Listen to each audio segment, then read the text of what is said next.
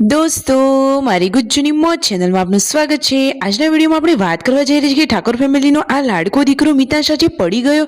દોસ્તો, એ તો અચાનક જ કેટલું બધું રડવા લાગ્યો અને પાર્વતી ભાભી પણ ગભરાઈ ગયા।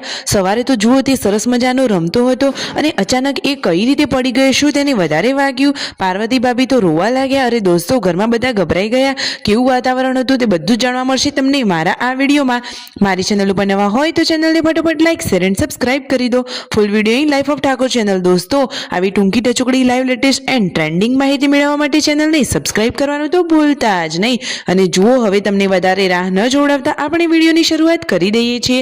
તો જુઓ, સવારે બધા સરસ મજાનો નાસ્તો કરવા બેસી ગયા છે। નાસ્તામાં છે સરસ મજાની લાલ ચટાકેદાર ચટણી અને રોટલી। અને તેમના પપ્પા તો સુરત ગયા છે, તો આ શું ખાઈ રહ્યા છે તે તો વિડીયો કોલ કરીને બતાવી રહ્યા છે।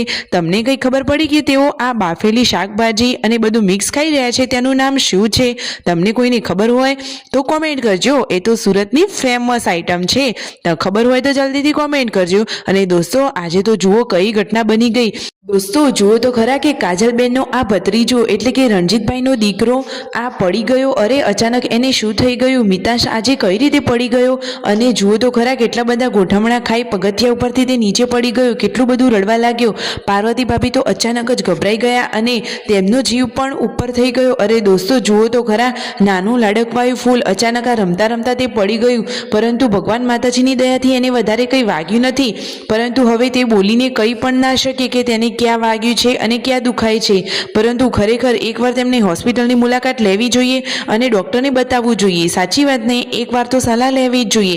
ઘરના બધા જ લોકો ગભરાઈ ગયા। રણજીતભાઈ તો અવાજ સાંભળીને દોડતા આવી ગયા।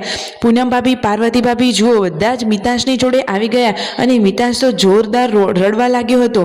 બધા જ તેને ચૂપ કરાવવાની કોશિશ કરી રહ્યા હતા, પરંતુ એ તો જુઓ કેવો રડી રહ્યો છે। અરે જુઓ, બધા જ ગભરાઈ ગયા, પરંતુ તે તો રોવાનું બંધ જ નહોતો કરતો। પછી ઘણા ટાઈમ પછી તેને રડવાનું બંધ કર્યું અને હાલ તો તેને સારું છે, પરંતુ હવે આગળ તેને કોઈ તકલીફ ન થાય તો જ સારું। તેમના મમ્મી કહે છે કે બાળકોનું ધ્યાન રાખો, ઘરમાં એક કામ ઓછું કરો, પરંતુ મિતાંશનું તમે ધ્યાન રાખો। આજે રસોઈમાં બનાવ્યું છે સરસ મજાનું સોયાબીનનું શાક, જે ઘરમાં બધાનું જ ફેવરેટ છે। બનાવ્યું છે સંજયભાઈએ તો જોરદાર ચટાકેદાર શાક બનાવી દીધું છે અને બપોરનો ટાઈમ થઈ ગયો છે અને બધા જ લોકો જમવા માટે બેસી ગયા છે। વાવ, જુઓ ડીશમાં ઠારી દીધું છે, કેટલું સરસ મજાનું ચટાકેદાર શાક છે। હવે મિતાંશને સારું છે અને એ તો સરસ મજાની સ્માઇલ સાથે રમી રહ્યો છે। એ તો આમ જ હસતો ખેલતો અને ખુશ રહે એવી જ ભગવાનની પ્રાર્થના। સાચી વાતને, વિડીયો ગમ્યો હોય તો લાઈક, શેર એન્ડ સબસ્ક્રાઇબ।